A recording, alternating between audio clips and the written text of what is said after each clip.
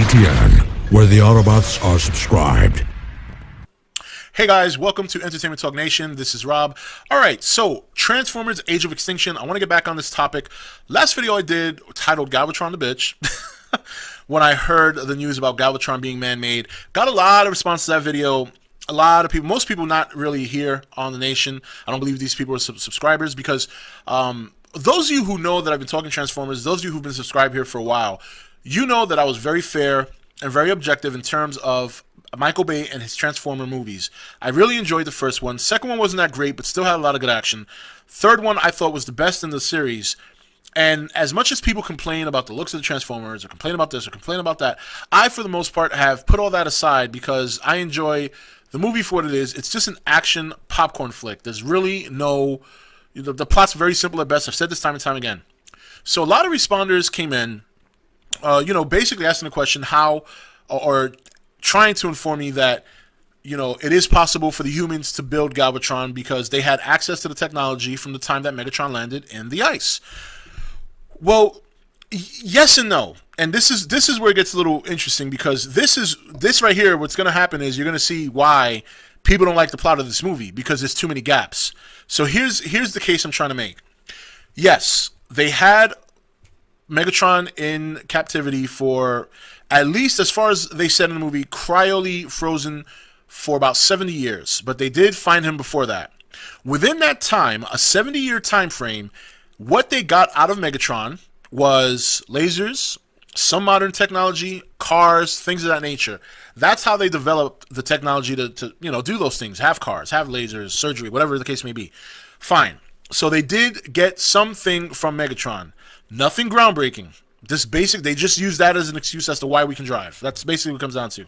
Now we go to Revenge of the Fallen. Okay, now Revenge of the Fallen, there's a character called Galloway. If you remember the movie, Galloway was the politician who came in after the beginning of the movie when they went to Shanghai and stopped the other two Decepticons. And he comes in with a request from the president for the Autobots to leave because they feel the Decepticons are on Earth because the Autobots are. And one of the things Galloway says, or it's either Galloway or Calloway, I don't remember 100%. He says to Optimus, he looks at him and he says, we have a treaty with you where you provide us with intel, but you refuse to give us information and things of that nature regarding your advanced weaponry. Their tech, basically.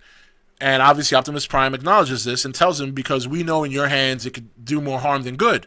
So that right there establishes that there's an agreement that more or less technology from Cybertronian technology is not going to be in the hands of humans. It was beforehand, and then they took it away. So that is why Megatron got dumped in the ocean, and the other Allspark cube got locked up in a containment facility and guarded, and then obviously Sam had one that nobody knew about. So at that point, humans don't have access to technology, okay, at all. So that's all of the Fallen and pretty much all of Dark of the Moon. Now in this movie, obviously, this movie coming up takes place 4 years after Dark of the Moon. So if you put the time together that they haven't had the technology back in their hands, my argument is this.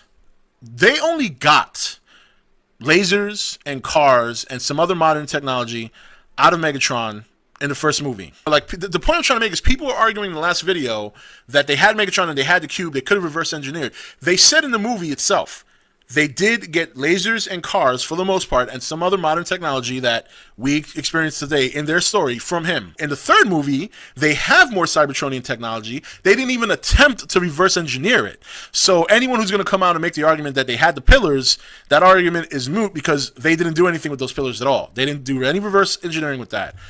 Now we're in this movie, okay? And here we are. We've arrived at Transformers 4, Age of Extinction, and this is why I said in my last video, they got access to Cybertronian technology after the fight because you figure at this point there's body parts and robot parts all over the place, whatever the case may be.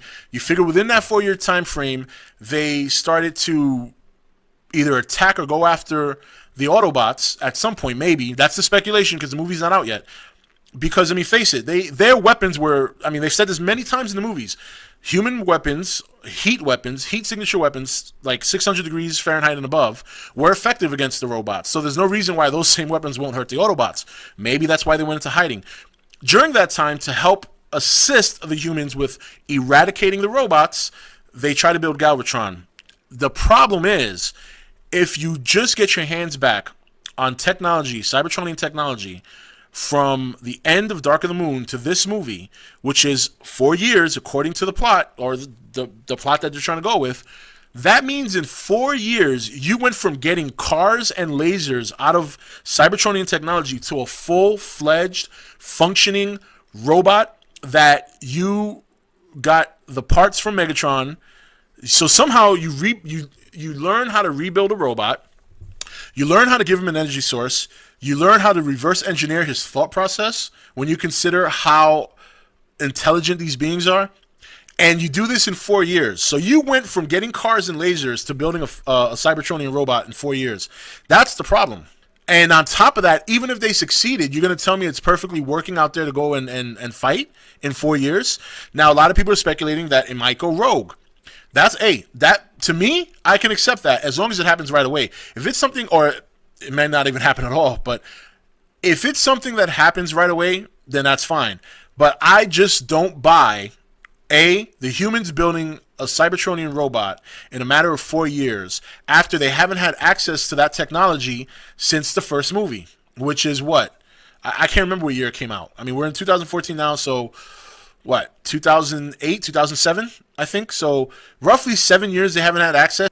Well, I mean, I just don't buy it. Now, the other reason I have a problem with Galvatron being built by humans is because he wasn't developed that way in the cartoon. You know, like yes, he came from Unicron. I am aware I said I don't want Unicron in the movie, but they've gone off the beaten path before.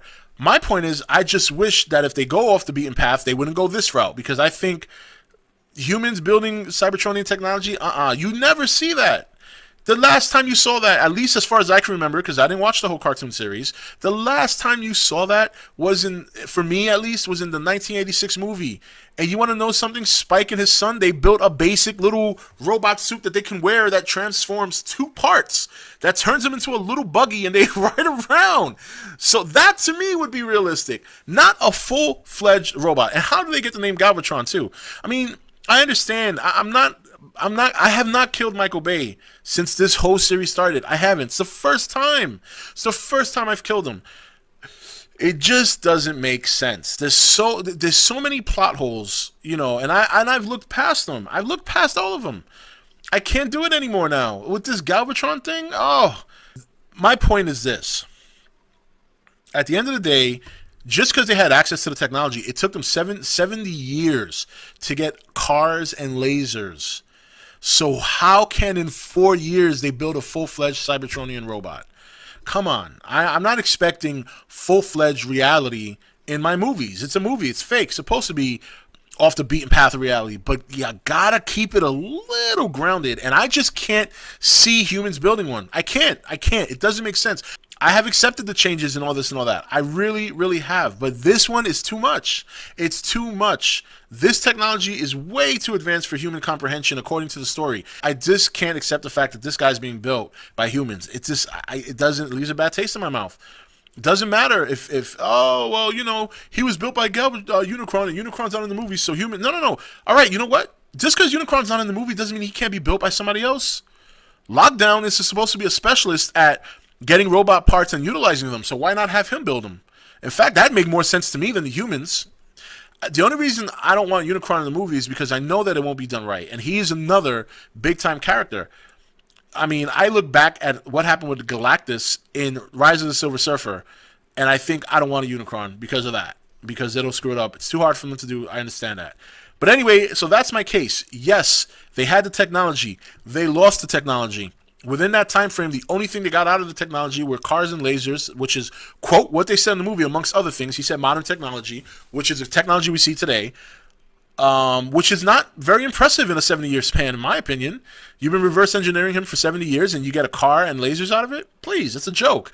Now, suddenly, after 7 years since they've had their hands on the technology, now they can build a full-fledged robot. Guys, it doesn't make sense. I'm sorry. It just doesn't. That's my opinion. I know you guys have your opinion. I respect that. But I just felt the need to make my case because some people came in here and they didn't think I knew what I was talking about. So I guess I had to go into more detail because some of those viewers were people who have not been on this channel very long, if at all, and they don't know some of the other things I've spoken about regarding Transformers. So there you have it. That's my argument in more detail. This is Rob signing off for ETN, where we don't do news, we just talk entertainment. Take it easy. Thank you for watching ETN. Don't forget to subscribe and join the Nation Facebook page. I am Optimus Prime, and you're watching ETN, where the Autobots are subscribed. Hey guys, welcome to Entertainment Talk Nation. This is Rob. Alright, so Transformers Age of Extinction. I want to get back on this topic. Last video I did titled Galvatron the Bitch. When I heard the news about Galvatron being man-made, got a lot of response to that video. A lot of people, most people not really here on the Nation. I don't believe these people are subscribers because those of you who know that I've been talking Transformers, those of you who've been subscribed here for a while, you know that I was very fair and very objective in terms of Michael Bay and his Transformer movies. I really enjoyed the first one. Second one wasn't that great, but still had a lot of good action. Third one I thought was the best in the series. And as much as people complain about the looks of the Transformers, or complain about this, or complain about that, I, for the most part, have put all that aside because I enjoy the movie for what it is. It's just an action popcorn flick. There's really no... The plot's very simple at best. I've said this time and time again. So a lot of responders came in, basically asking the question how, or trying to inform me that, it is possible for the humans to build Galvatron because they had access to the technology from the time that Megatron landed in the ice. Well, yes and no. And this is where it gets a little interesting because this right here, what's going to happen is you're going to see why people don't like the plot of this movie because there's too many gaps. So here's the case I'm trying to make. Yes, they had